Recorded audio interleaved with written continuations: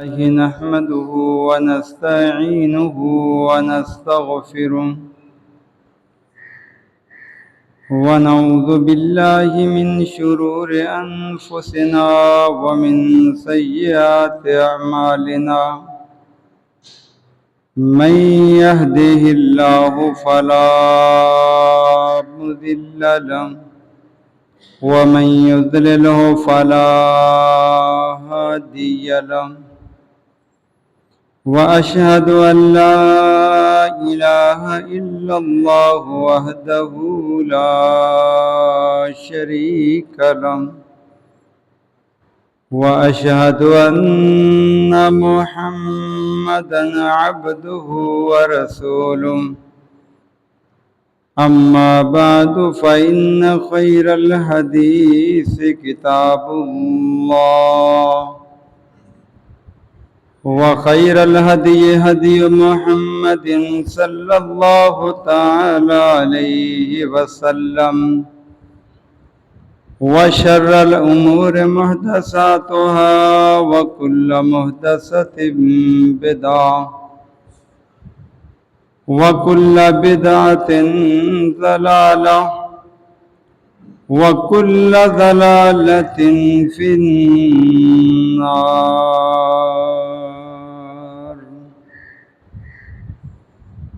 فأعوذ بالله السميع العليم وبوجهه الكريم وسلطانه القديم من الشيطان الرجيم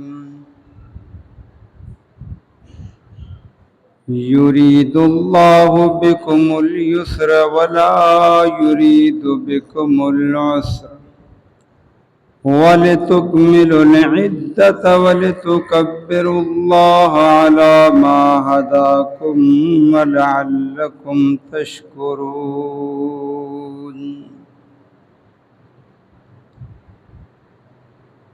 رب اشرح لي صدري ويسر لي أمري واحلل عقدة من لساني يفقهوا قولي اللهم انفعنا بما علمتنا وعلمنا ما ينفعنا وزدنا علما سبحانك لا علم لنا إلا ما علمتنا إنك أنت العليم الحكيم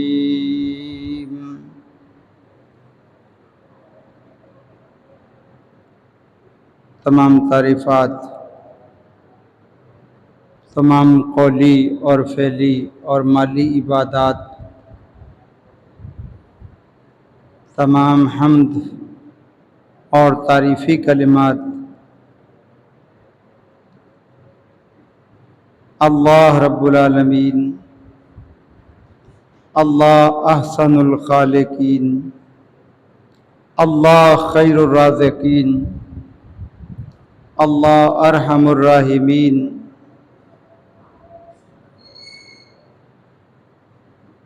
اللہ رب العزت کے لیے جو پوری کائنات کا اکیلا ہی سچا معبود ہے، درود و سلام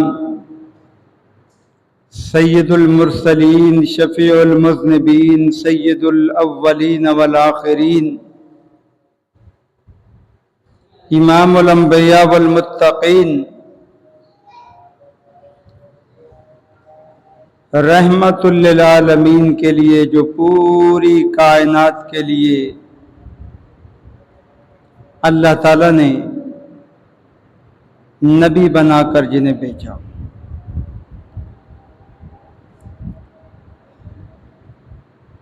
گزشتہ خطبہ جمعہ میں آپ کے سامنے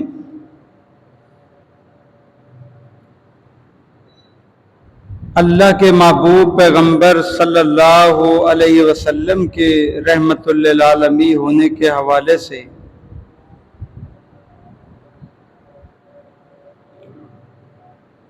گفتگو کی گئی کہ آپ غیروں کے لیے بھی رحمت للعالمین اور آپ اپنی امت کے لیے بھی رحمت للعالمین۔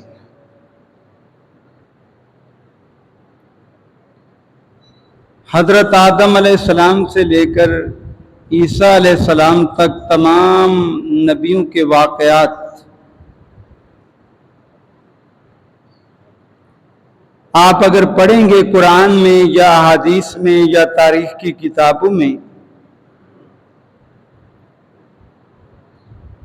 تو جتنی محبت ہمارے پیغمبر نے اپنی امت سے کی ہے اور جتنی آسانیاں ہمارے پیغمبر نے اپنی امت کے لیے اللہ سے کروائی ہیں، آپ کو کہیں کسی اور نبی کی امت کے لیے اتنی آسانیاں نہیں ملیں گی۔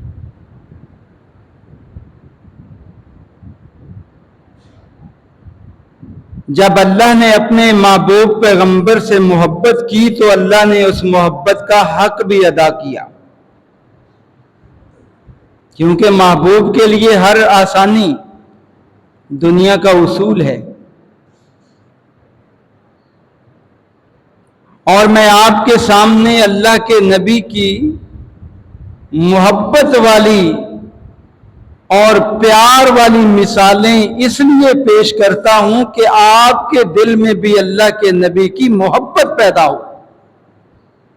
آپ کے دل میں بھی اللہ کے نبی کے بارے میں پیار پیدا ہو، آپ کے دل میں بھی اللہ کے نبی کے بارے میں محبت پیدا ہو، اور یہ محبت کل قیامت کے دن آپ کو جنت میں لے جانے کا ذریعہ بنے۔ بے شمار مثالیں احادیث مبارکہ میں موجود ہیں، جیسا کہ میں نے گزشتہ خطبہ جمعہ میں بتایا کہ سب سے پہلے اللہ کے نبی جو دین لے کر آئے وہ آسان ترین دین لے کر آئے۔ ہر انسان کی طاقت کے مطابق اسے دین کے احکام دیے گئے، کسی پر زیادتی نہیں، کسی پر ظلم نہیں،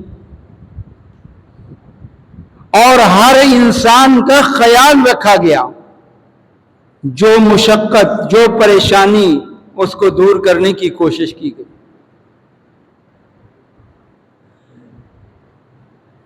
اگر آپ تاریخ اٹھا کر دیکھیں تو سب سے زیادہ مشقت والا دین اللہ نے دیا تو وہ موسیٰ علیہ السلام کو دیا اور یہودیوں کو دیا۔ اسی وجہ سے آج یہودیوں کے دل کے اندر رحم کا جذبہ نہیں ہے، کیونکہ اللہ نے انہیں مشقتوں میں مبتلا کیا۔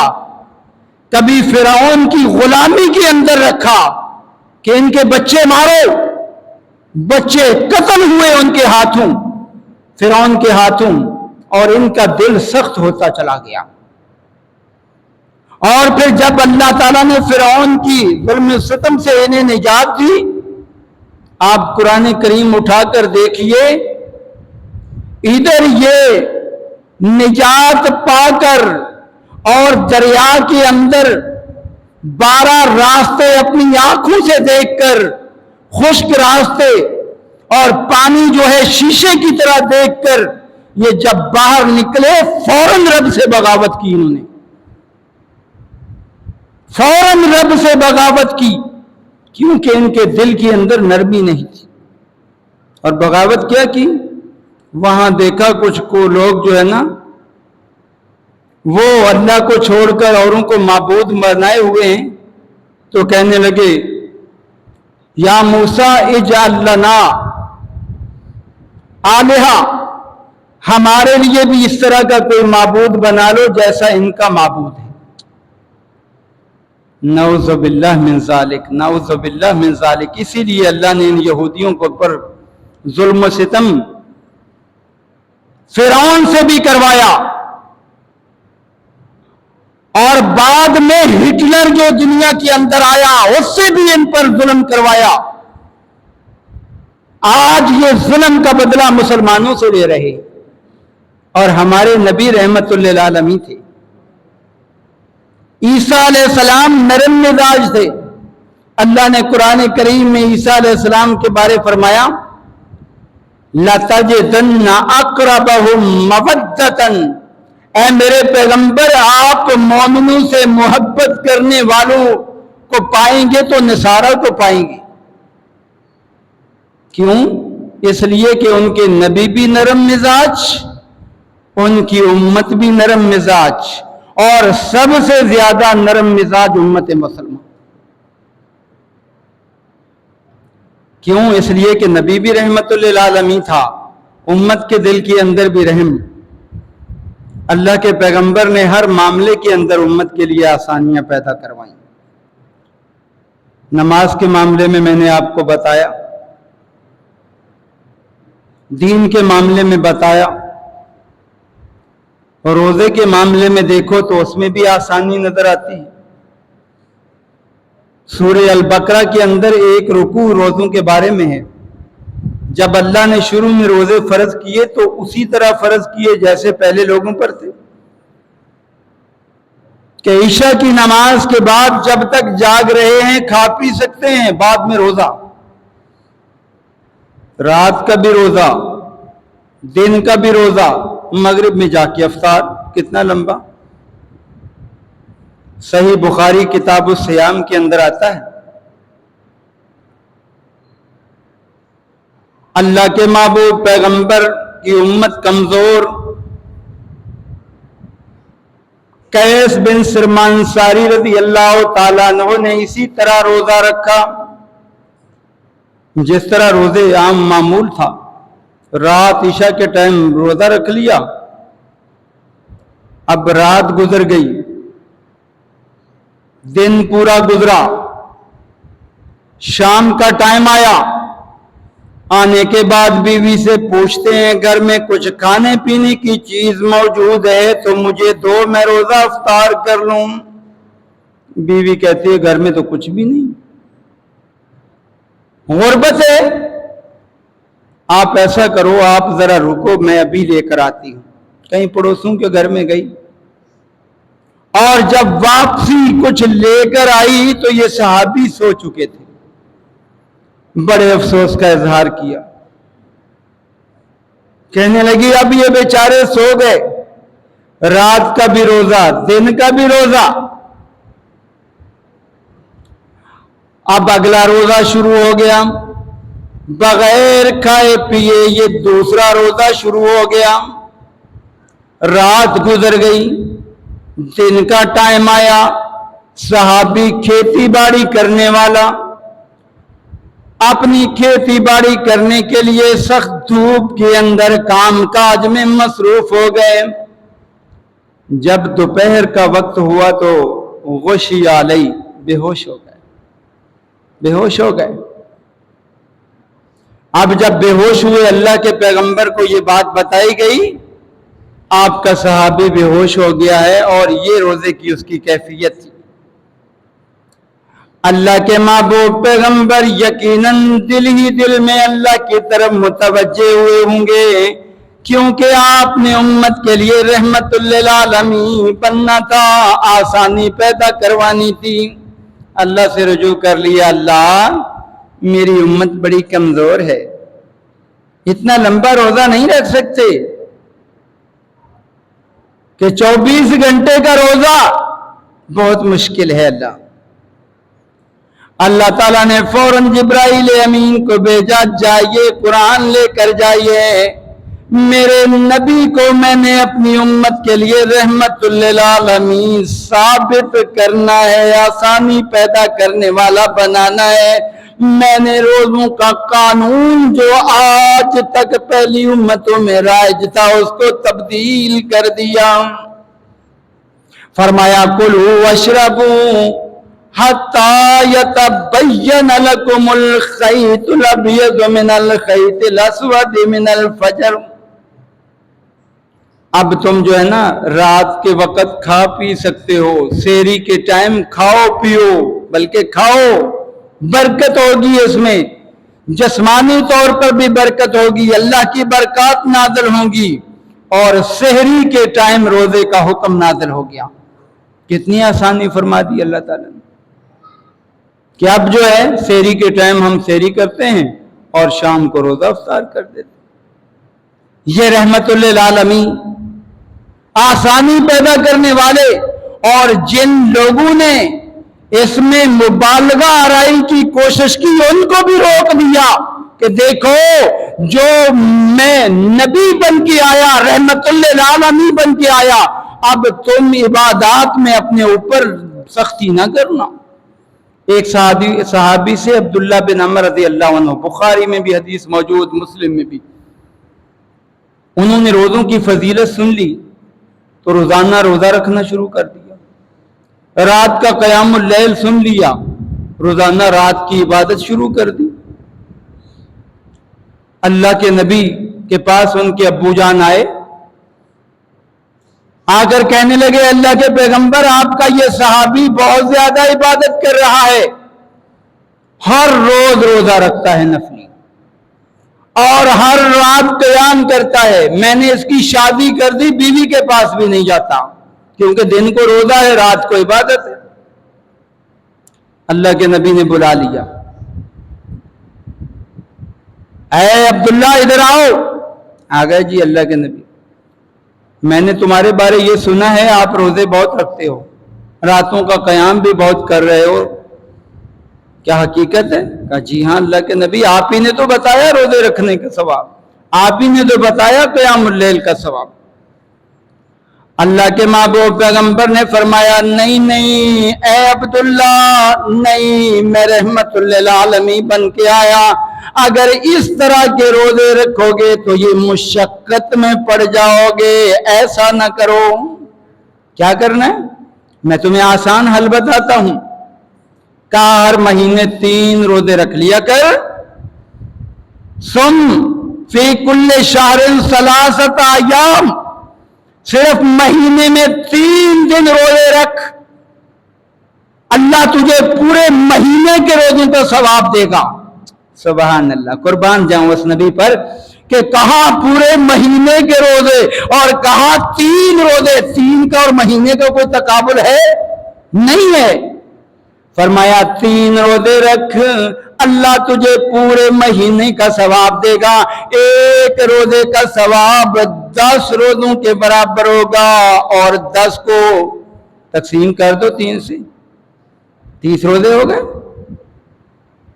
کہنے لگے اللہ کے پیغمبر میں اس سے زیادہ طاقت رکھتا ہوں اور زیادہ رکھنے کی مجھے اجازت دے دیں۔ آپ نے فرمایا اچھا اس سے زیادہ طاقت ہے تو 1 دن روزہ رکھا کر، 1 دن چھوڑا کر، یہ داؤد علیہ السلام کے روزے ہیں، اس سے زیادہ روزے رکھنے کی اجازت نہیں ہے، یا پھر پیر اور جمعرات کا روزہ رکھا کر۔ اور آپ نے ساتھ میں یہ فرما دیا لا صام من صام الابد، اگر تو اس طرح اپنے اوپر مشقت ڈالے رکھے گا تو تجھے 1 روزے کا بھی ثواب نہیں ملے گا۔ مشقت کو ختم کر دیا، زبردستی ختم کر دیا کہ نہیں مشقت نہیں ہے دین کے اندر۔ اس کو کہتے ہیں رحمت للعالمین۔ اور اسی طرح وہ 3 صحابہ کا واقعہ بھی بڑا مشہور ہے کہ وہ آئے اللہ کے نبی کی عبادات کے بارے پوچھا کہ آپ کس ٹائم عبادت کرتے ہیں، کیا کیا کرتے ہیں، تو ازواج مطہرات نے بتا دیا کہ اس ٹائم آپ نماز پڑھتے ہیں، اس ٹائم آپ روزے رکھتے ہیں، اس ٹائم یہ عبادت کرتے ہیں۔ کہنے لگے ہم کہاں اور اللہ کے نبی کہاں، ہم تو گناہگار ہیں، اللہ کے نبی تو گناہوں سے پاک ہیں، معصوم عن الخطا ہیں، ہم زیادہ رکھیں گے۔ ایک نے کہا میں ہمیشہ جو ہے وہ روزے ہی رکھوں گا، دوسرے نے کہا میں راتیں ہی جاگتا رہوں گا، تیسرے نے کہا میں شادی نہیں کروں گا تاکہ عبادات زیادہ ہوں۔ اللہ کے نبی کو بتایا گیا کہ اس طرح 3 بندے آئے تھے اور انہوں نے یہ عبادت کے معاملے میں پوچھا اور یہ کہہ کر چلے گئے۔ پیغمبر علیہ السلام نے پیچھے بندے بھیج دیے، جاؤ تلاش کر کے لاؤ۔ لایا گیا، جب آ گئے تم نے یہ کہا؟ ہاں اللہ کے پیغمبر ہم نے کہا تاکہ ہماری عبادت زیادہ ہو۔ اللہ کے محبوب پیغمبر نے فرمایا نہیں نہیں، اصوم و افطر، میں روزے بھی رکھتا ہوں، میں روزے چھوڑتا بھی ہوں، अक़ूमुल लैल, मैं रात को जागता भी हूँ, मैं शादियां भी करता हूँ। याद रखो, जिसने मुझसे आगे बढ़कर इबादत करने की कोशिश की, फमन रग़िबा अन सुन्नती फलैस मिन्नी, उसका मुझसे कोई ताल्लुक ही नहीं, क्योंकि मैंने दीन आसान दिया है। आज भी हमारे मुआशरे के अंदर कुछ लोगों ने इबादत बना रखी हैं कि ये नमाज पढ़ो, उसमें इतनी, ये सूरत पढ़ो, ये तस्बीह पढ़ो, फलां पढ़ो, फलां पढ़ो। ये क्या है? ये मुशक्कत है, और हमारे नबी मुशक्कतों को खत्म करने के लिए आए हैं। जैसे इबादत के अंदर मुशक्कत है, वो इबादत नबी ने नहीं बताई। ये बात ज़हन के अंदर बिठा लो, ये सूफिया कराम का तरीका है, ये लोगों का इजाद करदा तरीका है। आपने ज्यादा से ज्यादा अज़कार बताए हैं तो 100 दफा कोई तस्बीह बताई है कि 100 दफा पढ़ लो, और एक टांग पे खड़े होकर ये पढ़ना, ये कोई कुरान और हदीस से साबित नहीं। ऐसा करने वाला इबादत से भी महरूम होता है, सवाब से भी महरूम होता है, और नबी की तालीमात छोड़ने की वजह से कल बिदती लोगों में शामिल हो जाएगा। मालूम हुआ कि अल्लाह के पैगंबर ने रोजे के हवाले से और क़यामुल लैल के हवाले से भी आपने बड़ी उम्मत पर शफकत फरमाई। सही बुखारी के अंदर भी रिवायत मौजूद, मुस्लिम में भी मौजूद। अल्लाह के महबूब पैगंबर सल्लल्लाहु अलैहि वसल्लम रात को इबादत कर रहे हैं और आप अपने हुजरे में इबादत कर रहे हैं। आपका सर मुबारक बाहर नजर आ रहा है, बीच में दीवार है। सहाबा ने देख लिया, जैसे ही देखा आपके पीछे आकर सफ बना ली कि हम भी अल्लाह के नबी के साथ रात नमाज पढ़ेंगे। ये अल्लाह के नबी तहज्जुद की नमाज पढ़ रहे थे, रमजान का महीना था। अब आप नमाज पढ़ रहे हैं। इमाम बुखारी रहमतुल्लाह ने इससे बड़ा बेहतरीन इस्तिंबात भी किया है। इमाम बुखारी की फकाहत पर भी मैं बड़ा हैरान होता हूं कि अल्लाह ने उनको कितनी अकल समझ दानाई दी। उन्होंने इस हदीस से बड़े मसाइल अखज़ किए। एक मसला उन्होंने ये भी अखज़ किया कि अगर बीच में दीवार भी आ जाए, इमाम दीवार से आगे हो, मुक्तदी दीवार के पीछे हो, तब भी नमाज जायज़ है। अगर उनकी नमाज गलत होती तो अल्लाह के नबी फौरन कह देते तुम्हारी नमाज नहीं हुई। बीच में अगर दीवार आ गई है, बीच में अगर कोई मकान आ गया है, पीछे सफ है, कोई हरज नहीं।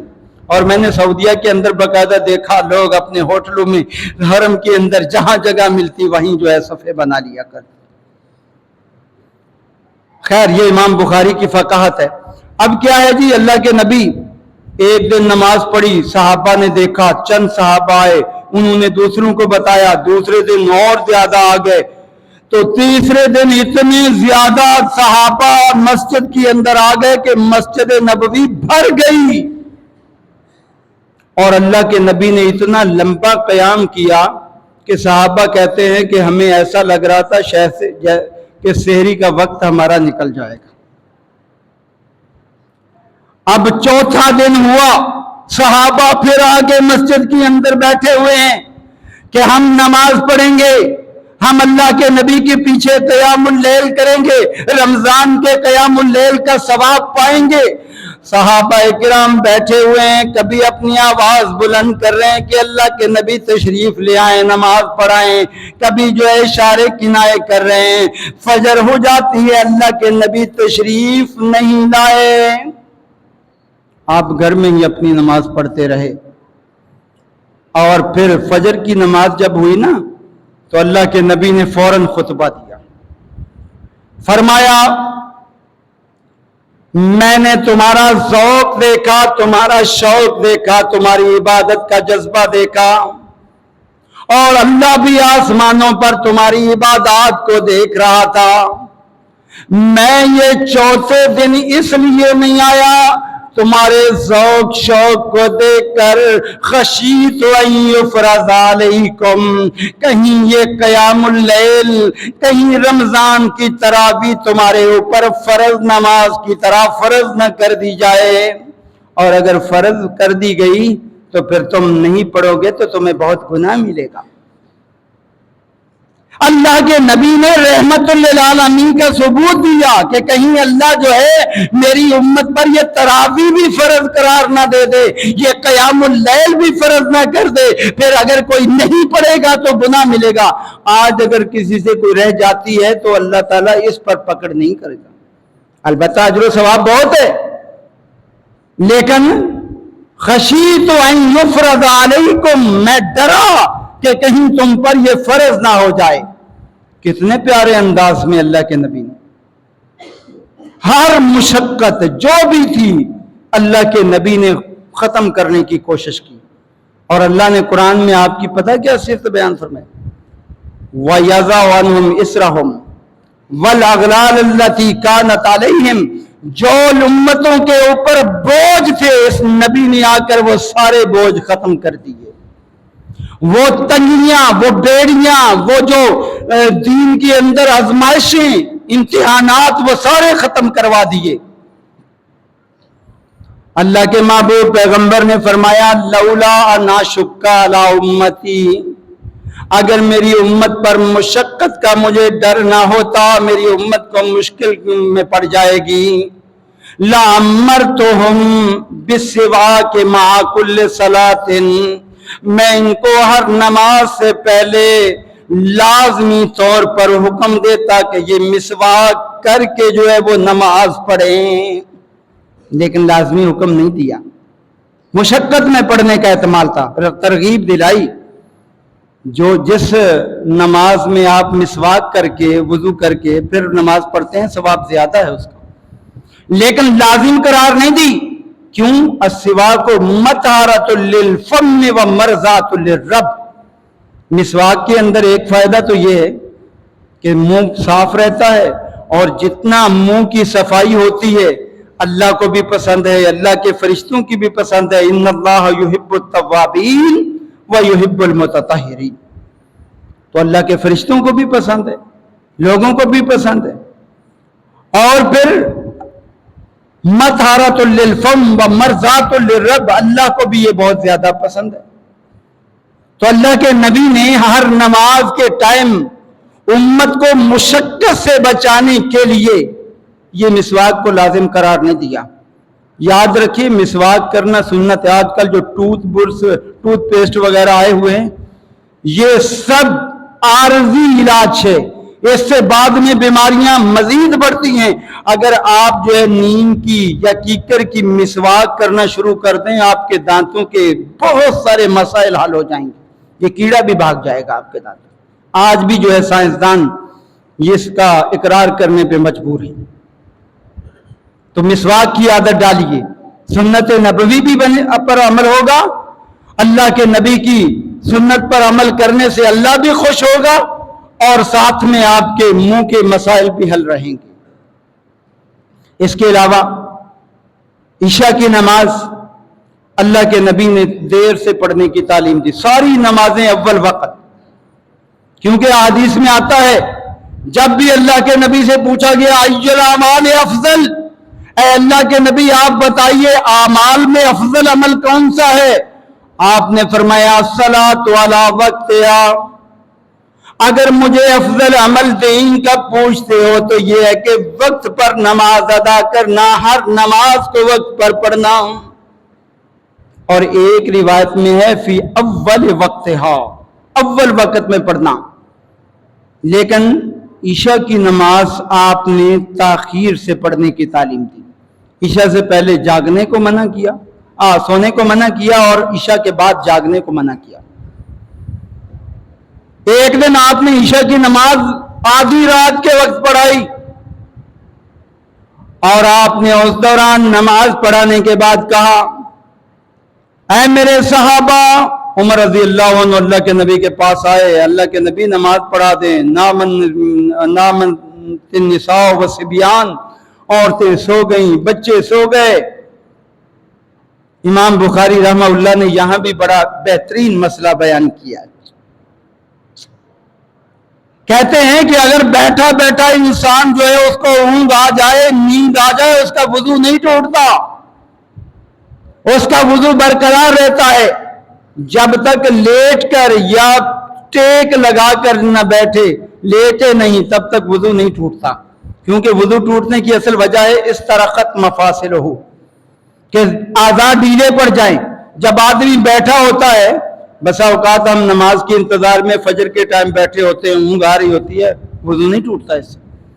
دلیل کیا ہے؟ دلیل انہوں نے یہی پیش کی، رات ہو گئی، آدھی رات، بچے سو گئے، عورتیں سو گئیں بیٹھے بیٹھے، اس کے بعد اللہ کے نبی تشریف لاتے ہیں اور آ کر نماز پڑھاتے ہیں۔ آپ نے کسی کو نہیں کہا جاؤ تمہارا وضو ٹوٹ گیا ہے، دوبارہ وضو کر کے آؤ، اسی حالت میں سب کو نماز پڑھائی، کیونکہ بیٹھ کر سونے سے یا اونگ آنے سے وضو نہیں ٹوٹتا۔ اور اس دوران آپ نے کیا جملے ارشاد فرمائے؟ آپ نے اس دوران بڑے پیارے جملے ارشاد فرمائے۔ آپ نے فرمایا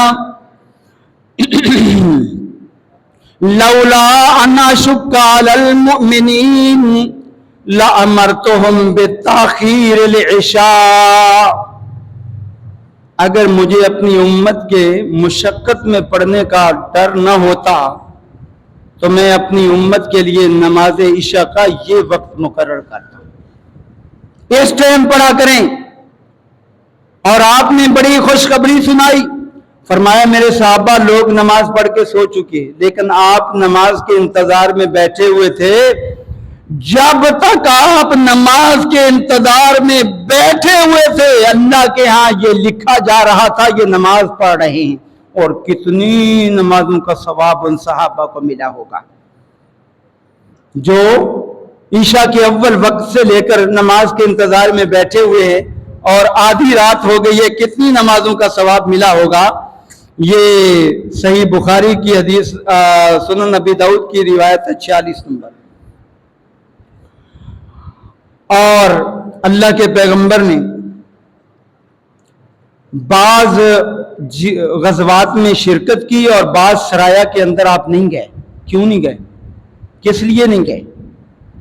بھائی آپ تو بہت بڑے مجاہد تھے، بہت بڑے بہادر تھے، کبھی آپ جہاد میں جا رہے ہیں، کبھی صحابہ کو بھیج رہے ہیں، صرف کیوں؟ حالانکہ آپ تو ہر میدان میں آگے۔ اس کی وجہ آپ نے پتہ کیا بیان فرمائی حدیث میں؟ پیغمبر علیہ السلام نے فرمایا، ابو ہریرہ کی روایت ہے، والذی نفس محمد بیدہ لولا ان اشق علی المؤمنین، جو ذات کی قسم جس کے ہاتھ میں میری جان ہے، اگر مومنوں کے مشقت میں پڑنے کا مجھے ڈر نہ ہوتا تو ما قعدت خلف سریۃ تغزو فی سبیل اللہ، میں کبھی کسی جہادی لشکر سے پیچھے نہ بیٹھتا جو بھی اللہ کی راہ میں جاتا۔ کیوں؟ میں اس لیے بیٹھا کہ جو بیچارے کسی مجبوری کی وجہ سے جہاد میں شریک نہیں ہو سکے، وہ کہیں ان کی دل شکنی نہ ہو کہ اللہ کے نبی تو ہر میدان جہاد میں گئے اور ہم نہیں جا سکے۔ میں نے یہ سنت بھی چھوڑ دی کہ اگر بندہ کسی مجبوری سے پیچھے رہ جائے تو یہ بھی ٹھیک ہے، اور جائے تو یہ بھی بہت بڑی فضیلت والی بات ہے۔ میں مشقت میں امت کو نہیں ڈالنا چاہتا تھا، میں نے ہر راستہ ان کے لیے ہموار کیا، اتنے راستے ہموار کیے۔ یہ صحیح مسلم کی روایت ہے 1876۔ اور اللہ کے پیغمبر کے پاس جب چوائس آتی کہ ان دو کاموں میں سے یہ کام آپ کرنا چاہیں تو کریں، تو اللہ کے پیغمبر کون سے کام کا انتخاب کرتے؟ جو آسان ہوتا، جو آسان ہوتا، اس لیے کہ جہاں اللہ تعالیٰ جو ہے چوائس دیتا وہاں دونوں کا اجر برابر ہوتا، اور چوائس پر اللہ آسانی پر زیادہ خوش ہوتا ہے۔ حدیث مبارکہ میں آتا ہے، عائشہ رضی اللہ عنہ فرماتی ہیں، ما خیر رسول اللہ صلی اللہ علیہ وسلم بین امرین، اللہ کے نبی کو جب دو کاموں میں سے کسی ایک کام کے انتخاب کرنے کا اختیار دیا گیا، احدہما ایسر، ان میں سے ایک آسان ہے اور دوسرا مشکل ہے، الا اختار ایسرہما ما لم یکن اسمن، آپ نے ہمیشہ آسان کا انتخاب کیا اگر ان میں گناہ نہیں ہے، گناہ کا پہلو نہیں ہے تو آسانی کا انتخاب کیا۔ کیوں؟ اس لیے کہ لقد کان لکم فی رسول اللہ اسوۃ حسنہ، اللہ کے نبی کی ہر عادات دین بننی تھی۔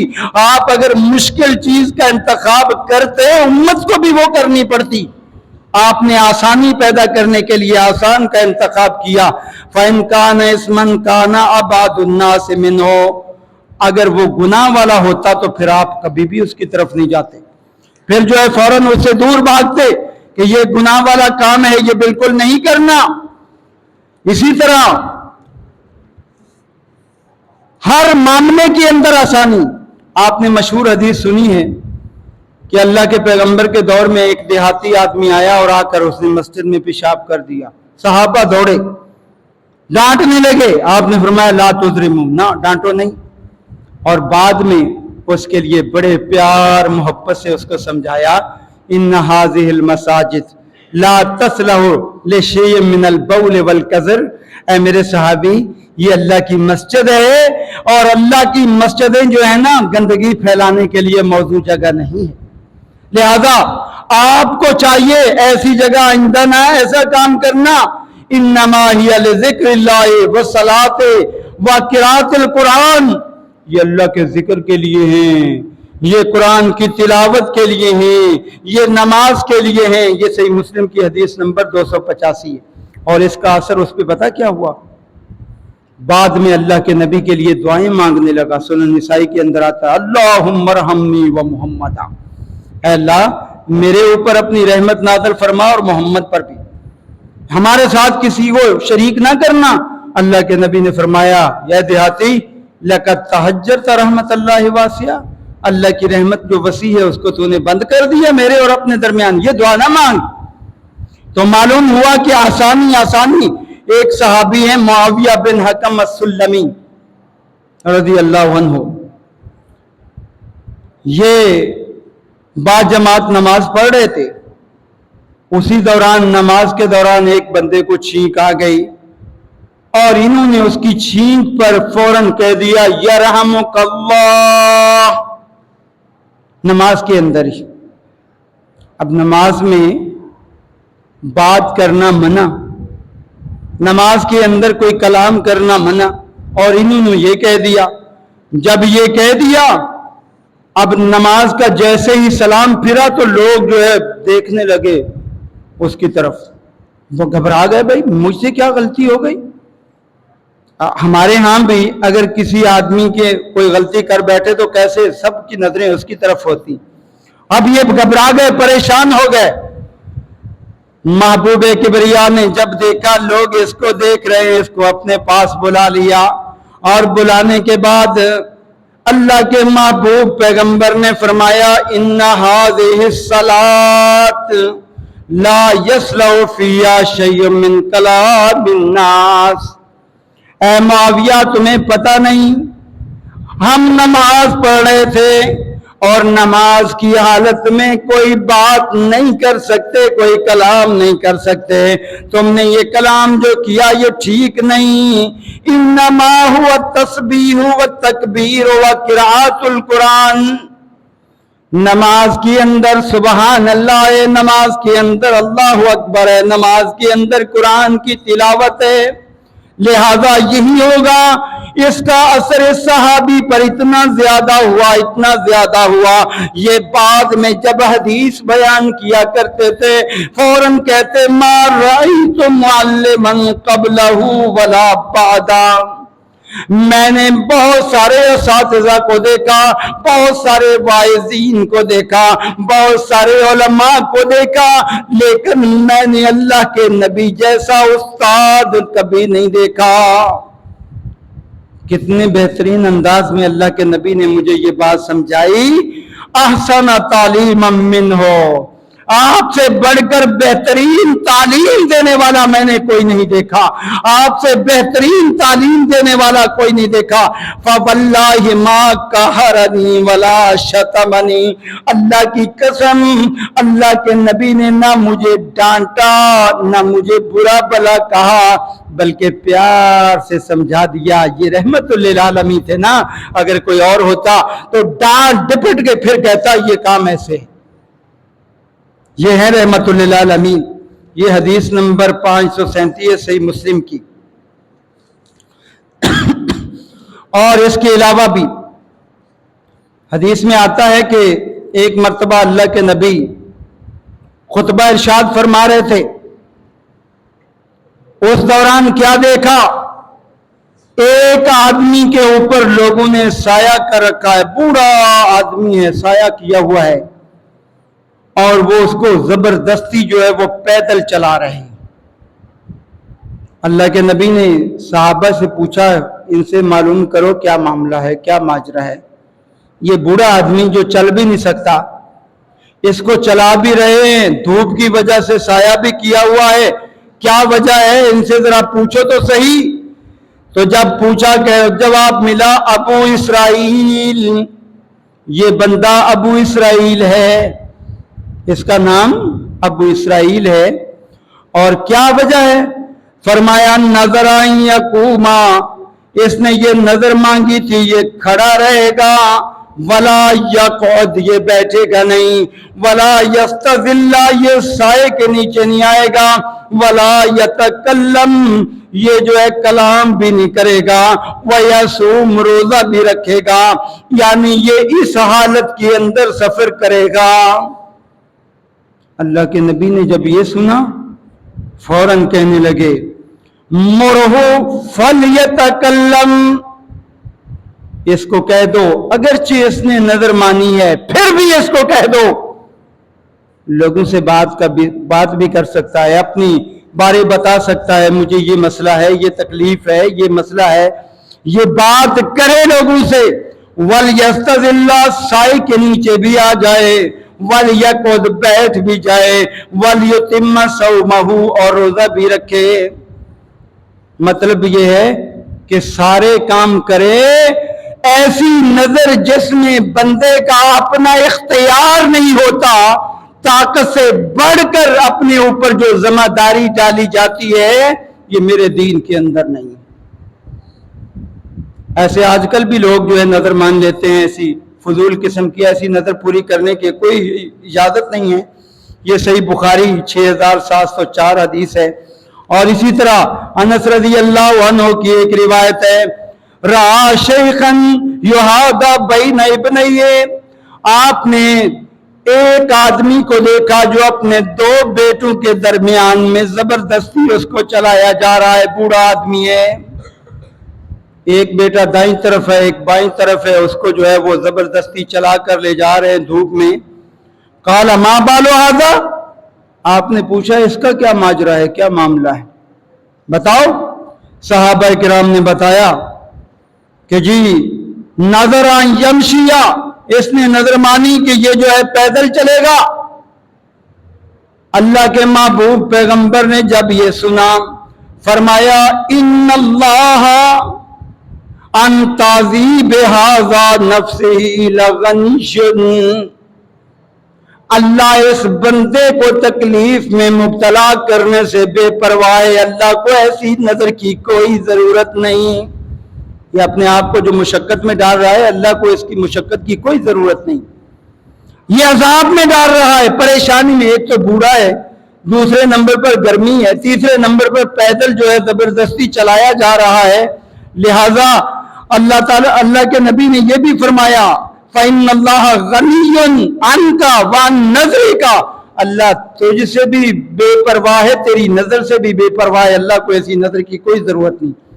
یہ صحیح مسلم کی 1643 روایت. تو معلوم ہوا اللہ کے نبی رحمت للعالمین تھے، ہر مشقت کو ختم کیا. عبداللہ بن قیس رضی اللہ تعالیٰ عنہ فرماتے ہیں، ایک مرتبہ رحمت اللہ علیہ فرماتے ہیں، یہ تابعی ہیں، اور عائشہ رضی اللہ عنہ کے پاس آئے، آ کر کے سوالات کرنے لگے. 3 سوال کیے اور ان کے جوابات عائشہ رضی اللہ عنہ نے جو دیے وہ بڑے ہمارے لیے قابل غور ہیں. سوال کیا کیے؟ سب سے پہلا سوال، کیف کان یوتر من اول اللیل ام من آخرہ، اے ام المومنین عائشہ رضی اللہ عنہ بتائیے اللہ کے نبی وطر کس وقت پڑھا کرتے تھے، رات کے پہلے حصے میں یا رات کے آخری حصے میں؟ آپ مجھے یہ مسئلہ بتائیے۔ صدیقہ کائنات نے فرمایا کل ذالک قد کان یصنع، اللہ کے محبوب پیغمبر ہر وقت جو ہے وہ پڑھ لیا کرتے تھے، رات کے کسی حصے میں بھی، اول حصے میں بھی پڑھ لیا کرتے تھے، درمیان میں بھی پڑھ لیا کرتے تھے، آخر میں بھی پڑھ لیا کرتے تھے۔ معلوم یہ ہوا کہ اگر عشاء کی نماز کے ساتھ کوئی وتر پڑھنا چاہے تب بھی پڑھ لے، اگر وہ آدھی رات کے وقت اٹھ جاتا ہے اس وقت پڑھنا چاہے تب بھی پڑھ لے، اور اگر وہ تہجد کی نماز کے لیے اٹھا ہے فجر سے چند منٹ پہلے وہ پڑھنا چاہے پڑھ لے، ہر وقت جس وقت بھی وہ پڑھے گا اس کے وتر ہو جائیں گے۔ یاد رکھیے وتر کا جو اول وقت ہے نا، جو افضل وقت ہے وہ تہجد کا آخری، تہجد کی آخر میں اللہ کے نبی نے فرمایا تمہاری آخری نماز وتر ہونی چاہیے، سب سے افضل وقت وہ ہے۔ لیکن بندے کو اگر خدشہ ہے کہ میں اٹھ نہیں پاؤں گا تو پہلے ہی پڑھ لے، اور اگر یقین ہے کہ اٹھ پاؤں گا تو بعد میں پڑھنا افضل ہے۔ تو عائشہ رضی اللہ عنہا کے جواب سے بڑی تسلی ملی کہ اللہ کے نبی نے سارے معاملات ہمارے لیے آسان کر دیے، جس وقت بھی ہمیں موقع ملے پڑھ لیں۔ دوسرا سوال، کیف کان قراتہ، اللہ کے نبی قرآن کی تلاوت کیسے کیا کرتے تھے؟ آپ قرآن کی تلاوت جو ہے وہ سری کرتے یا جہری کرتے؟ دل ہی دل میں پڑھتے یا بلند آواز سے پڑھتے تھے؟ تو سیدہ عائشہ رضی اللہ عنہ کا جواب آیا کا کل ذالک کان یفعل ربما کان سر و ربما جہر، اللہ کے نبی دل ہی دل میں بھی قرآن پڑھا کرتے تھے، بلند آواز سے بھی پڑھا کرتے تھے، سارے معاملے اللہ کے نبی نے کر کے آسانی پیدا کر دی۔ یہ صحابی نے تینوں جواب میں ایک جملہ کہا تھا، وہ آخر میں بتاتا ہوں۔ پھر تیسرا سوال ہوا کیف یصنع فی الجنابۃ، اللہ کے نبی پر جب غسل فرض ہو جاتا تو اس وقت آپ غسل کب کیا کرتے تھے؟ تو کل ذالک کان یفعل، حضرت عائشہ رضی اللہ عنہ نے فرمایا کہ آپ ہر وقت کرتے تھے، مطلب یہ ہے کہ ربما اغتسل فنام، بسا اوقات آپ غسل فرض ہو جاتا اسی وقت غسل کرتے اور اس کے بعد سویا کرتے تھے، اور بسا اوقات جو ہے انما ربما توضا فناما، بسا اوقات وضو کر کے سو جاتے اور تہجد کے ٹائم اٹھ کر جو ہے پھر غسل کر لیا کرتے تھے۔ جب یہ جوابات دیے نا، پہلے جواب پر بھی دوسرے جواب پر بھی یہ تابعی فوراً بول پڑے، کہنے لگے الحمدللہ الذی جعل فی الامر سعہ، اللہ کا بڑا شکر ہے کہ جس نے ہمارے لیے دین کے اندر بڑی آسانی پیدا فرما دی۔ یہ سنن ترمذی میں 2924 روایت ہے، اور نسائی کے اندر 223 ہے، مسند احمد کے اندر 24,202 روایت ہے۔ یہ ساری جو ہمارے سامنے مثالیں ہیں یہ بتاتی ہیں کہ آپ نے حقیقت میں رحمت للعالمین کا ثبوت دیا، اور ایک مثال تو بڑی شاندار ہے جو آپ کے سامنے ابھی پیش کر رہا ہوں۔ یقین مانیے میرا دل چاہتا ہے کہ میرے ماں باپ بھی اس پر نبی پر قربان ہو جائیں، آپ کے ماں باپ بھی، ہر مسلمان کے ماں باپ قربان ہو جائیں اس نبی پر۔ اللہ کے محبوب پیغمبر ایک دن، عبداللہ بن عمر رضی اللہ عنہ بیان کرتے ہیں، اللہ کے نبی قرآن کی تلاوت فرما رہے ہیں، سورہ ابراہیم کی تلاوت کرتے کرتے ابراہیم علیہ السلام کے واقعے پر جب آپ آتے ہیں، اور اس دوران ابراہیم علیہ السلام نے جو جملے ادا کیے اللہ نے قرآن بنا دیے، وہ کیا کہتے ہیں؟ رب انہن اضللن کثیرا من الناس، اے میرے رب یہ بت، یہ اللہ کے علاوہ جن کو لوگ مشکل کشا مانتے ہیں، انہوں نے بہت سارے لوگوں کو گمراہ کر دیا، سیدھی راہ سے ہٹا دیا، توحید کی راہ سے ہٹا دیا۔ فَمَن تَبِعَنِي فَإِنَّهُ مِنِّي، جو میرے طریقے پر چلے، اے اللہ تیری توحید کے مطابق چلے، وہ تو میرا پکا امتی ہے، وہ میرا پیارا ہے، میرے نزدیک محبوب ہے۔ وَمَنْ عَصَانِي فَإِنَّكَ غَفُورٌ رَحِيمٌ، اور اے اللہ جس نے نافرمانی بھی کی ہے نا تو تو بڑا غفور الرحیم ہے، اللہ اس کو بھی معاف کر دے۔ یعنی ابراہیم علیہ السلام نے جو نہیں ماننے والے تھے ان کے لیے بھی اللہ تعالیٰ سے رحمت کی دعا مانگی، وہ اپنی امت کے لیے رحمت بن کر آئے تھے۔ اب اللہ کے نبی اور تلاوت کر رہے ہیں، تلاوت کرتے کرتے جب حضرت عیسیٰ علیہ السلام کی بات پہ آئے، عیسیٰ علیہ السلام کا تذکرہ چل رہا ہے، اللہ ان سے قیامت کے دن سوالات کرے گا۔ ان سوالات کے بعد اللہ تعالیٰ کے سامنے عیسیٰ علیہ السلام کیا کہیں گے؟ ان تعذبہم فإنہم عبادک، اے اللہ اگر تو میری امت کو عذاب دے تو یہ تیرے ہی بندے ہیں نا، بندے تو تیرے ہیں، تیرے ہی بنائے ہوئے ہیں نا۔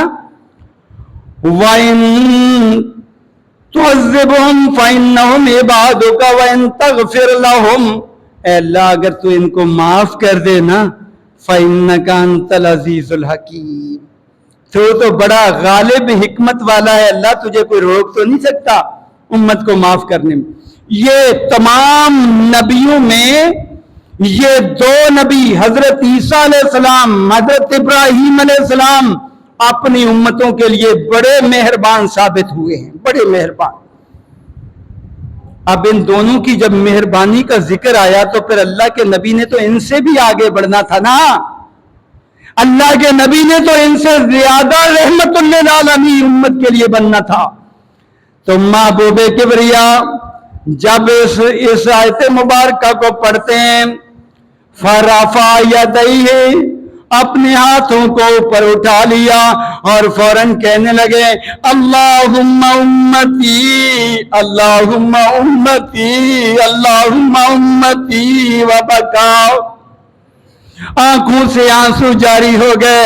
اے اللہ ابراہیم اپنے نام ماننے والوں کے لیے رحمت بن کے آیا، اے اللہ عیسیٰ علیہ السلام اپنے نام ماننے والوں کے لیے بھی رحمت بن کے آیا، میں محمد اپنی امت کے لیے کیوں رحمت نہ بنوں؟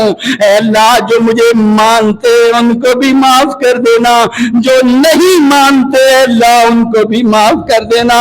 یہ آپ کی آنکھوں سے آنسو جاری ہوئے، اللہ نے جبرائیل امین کو بھیج دیا، یا جبریل اذهب الى محمد، جائے میرے نبی سے پوچھ کر آئے میرے نبی کی آنکھوں میں آنسو کیوں آئے ہیں، میرا نبی رو کیوں دیا ہے، میرے نبی کی آنکھوں میں آنسو کیوں آئے ہیں، جلدی سے جا کے پوچھ۔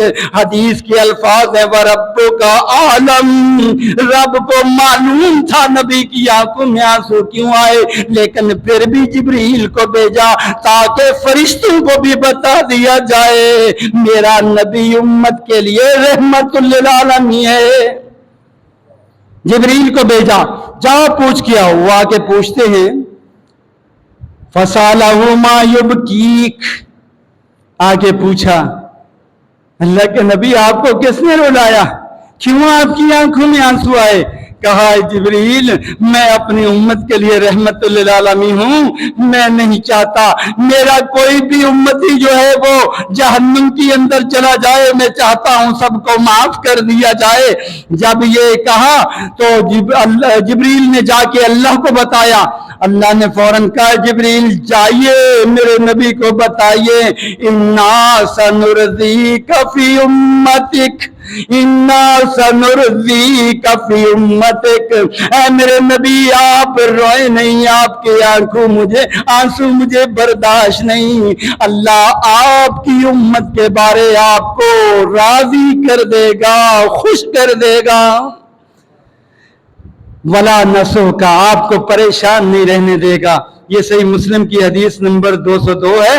और इससे भी बढ़कर एक और रिवायत, अल्लाह के नबी ने फरमाया, ऐ लोगों, अबू हुरैरा हदीस के रावी हैं, हर नबी को अल्लाह ने एक दुआ का इंतखाब दिया, ये दुआ तुम्हारी जरूर कबूल होगी। नबियों ने दुनिया के अंदर वो दुआएं मांग ली, लेकिन मैंने वो दुआ जो है छुपा कर रखी। मैं कब मांगूंगा, कब मांगूंगा, कब मांगूंगा?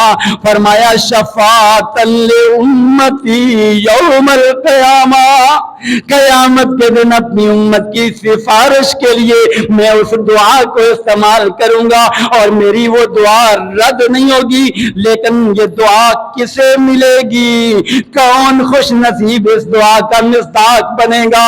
ये जुमला बड़ा काबिले गौर है मेरे प्यारे भाइयों, मेरी प्यारी बहनों। फाहिया नाइलतुन इंशाअल्लाहु मम्मात मिन उम्मती ला युशरिक बिल्लाहि शैया। बड़ा प्यारा जुमला, इस जुमले को याद कर लो।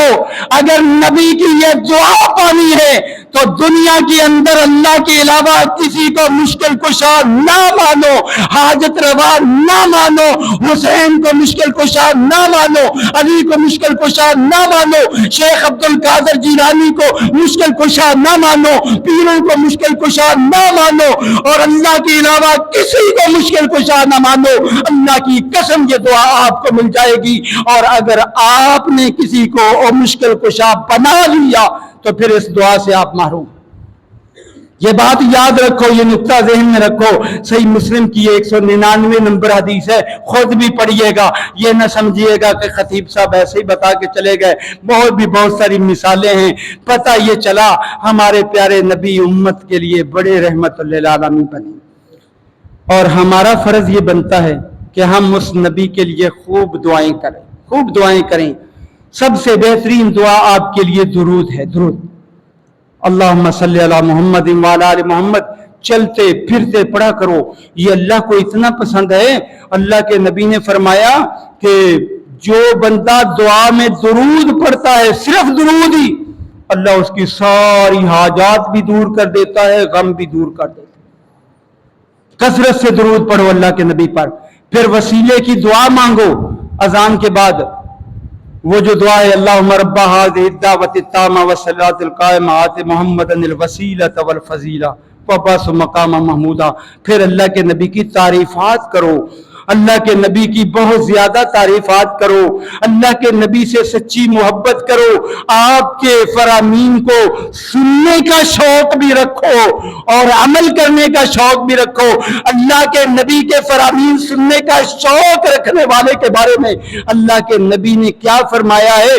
नज़्ज़र अल्लाह इमरान समिअ मकालती, ऐ अल्लाह जो मेरी बातें सुनने के लिए आता है, शौक से सुनता है, मेरी यह हदीस सुनता है, मेरी यह हदीस सीखता है, ऐ अल्लाह इसको कभी भी परेशान होने नहीं देना। आप देखें जो हकीकी आलिम होता है वो कभी परेशान नहीं होता। जो हकीकी अल्लाह के नबी की हदीस सुनने वाला होता है, अल्लाह परेशानियों से बचा लेता है। आप भी अल्लाह के नबी की अहादीस से मोहब्बत कीजिए। व आखिर दावाना अल्हम्दुलिल्लाहि रब्बिल आलमीन। इन्नल हम्दुलिल्लाह नहमदुहु व नस्तईनुहु व नस्तगफिरुहु व नऊज़ु बिल्लाहि मिन शुरूरि अनफुसिना व मिन सय्यिआति अमालिना मन यहदिहिल्लाहु फला मुदिल्ल लहु व मन युद्लिल फला हादिय लहु व अशहदु अल्ला इलाहा इल्लल्लाह वहदहु ला शरीक लहु व अशहदु अन्ना मुहम्मदन अब्दुहु व रसूलुहु। अम्मा बाद फ़क़द क़ाल अल्लाहु तबारक व तआला फ़ी कलामिहिल मजीद वल फ़ुरक़ानिल हमीद इन्नल्लाह व मलाइकतहु युसल्लूना अलन नबी या अय्युहल्लज़ीना आमनू सल्लू अलैहि व सल्लिमू तस्लीमा। अल्लाहुम्मा सल्लि अला मुहम्मदिन व अला आलि मुहम्मद कमा सल्लैता अला इब्राहीम व अला आलि इब्राहीम इन्नका हमीदुम मजीद। अल्लाहुम्मा बारिक अला मुहम्मदिन व अला आलि मुहम्मद कमा बारकता अला इब्राहीम व अला आलि इब्राहीम इन्नका हमीदुम मजीद। साथियों, ये اعلانات ہیں۔ سوال و جواب کی نشست انشاءاللہ بروز ہفتہ 12 اکتوبر بعد نماز عشاء ہوگی۔ آپ بھائیوں سے گزارش ہے جو بھی آپ کے ذہن میں سوال ہو تحریری طور پر لکھ کر جو ہے وہ محترم عبدالعزیز بھائی کے پاس جمع کرا دیں۔ خواتین بھی اپنے سوالات دے سکتی ہیں۔ اللہ کا حکم ہے کہ فَاسْأَلُوا أَهْلَ الذِّكْرِ إِن كُنتُمْ لَا تَعْلَمُونَ، اگر آپ کو علم نہیں ہے کسی بات کا تو سوال کے ذریعے علم حاصل کرو۔ اس کے علاوہ ترجمۃ القرآن کی کلاس انشاءاللہ بروز ہفتہ کل بعد نماز مغرب ہوگی، اور قاری محمد حنیف صاحب انشاءاللہ یہ کلاس لیں گے۔ آپ بھائیوں سے گزارش ہے کہ اللہ سے سچی محبت کا اظہار کرتے ہوئے اللہ کا کلام سیکھنے کی اور اس کو ذہن نشین کرنے کی کوشش کیجیے۔ اس کے علاوہ تمام بیماروں کے لیے دعا کیجیے، اللہ تعالیٰ تمام بیماروں کو اپنے فضل و کرم سے صحت کاملہ عطا فرمائے۔ حضرت الامام صاحب کی طبیعت بھی ناساز ہے، عبدالرحمن السلفی، اور محمد سلفی صاحب کی بھی طبیعت کچھ ناساز ہے، اور اسی طرح شیخ الحدیث محمود احمد حسن صاحب جو میرے استاد ہیں ان کی بھی طبیعت کچھ ناساز ہے، اور اس کے علاوہ اور بھی ہمارے جو بھائی دوست احباب ہیں، حاجی عبدالجبار صاحب ہیں، نسیم صاحب ہیں، شاہد عزیز صاحب ہیں، اور جو جتنے بھی عبداللہ بھائی جو ان کی طبیعت بھی ابھی ناساز تھی، کوئی بہتر ہو گئی، اللہ مکمل صحت دے۔ کعب بیٹا ہمارا جو ہے اس کی بھی طبیعت ناساز تھی، اللہ اسے بھی صحت عطا فرمائے، اور جو ہمارے جتنے عزیز و اقارب بیمار ہیں، اے اللہ کریم تو شافی ہے، تمام بیماروں کو شفا کاملہ عطا فرما دے۔ جو پریشان حال ہیں اللہ ان کی پریشانیاں دور فرما دے۔ اے اللہ جو غم زدہ ہیں ان کے غموں کو دور کر دے۔ اے اللہ جو بے روزگار ہے ان کو بہترین روزگار اور رزق کی فراوانی عطا فرما دے۔ اے اللہ جو پاکستان کے اندر ہے اللہ جو بھی خطرات ہیں پریشانیاں ہیں ساری ختم کروا کر کے اس ملک کو امن اور سکون کا گہوارہ بنا دے۔ اے اللہ فلسطین کے مسلمانوں کی بھی نصرت و مدد فرما، لبنان کے، شام کے، یمن کے، اے اللہ تمام مسلمانوں کی نصرت و مدد فرما۔ اے اللہ جو ہمارے عزیز و اقارب دنیا سے چلے گئے ہیں ان سب کی مغفرت فرما۔ اے اللہ جو تیرے نبی نے دعائیں مانگی ہیں ہمارے حق میں ساری دعائیں قبول فرما لے۔ اے اللہ جن جن سے پناہ مانگی ہے ان سے پناہ نصیب فرما دے۔ یا عباد اللہ رحمکم اللہ، ان اللہ یامر بالعدل والاحسان وایتاء ذی القربی وینہی عن الفحشاء والمنکر ولذکر اللہ اکبر واللہ یعلم ما تصنعون۔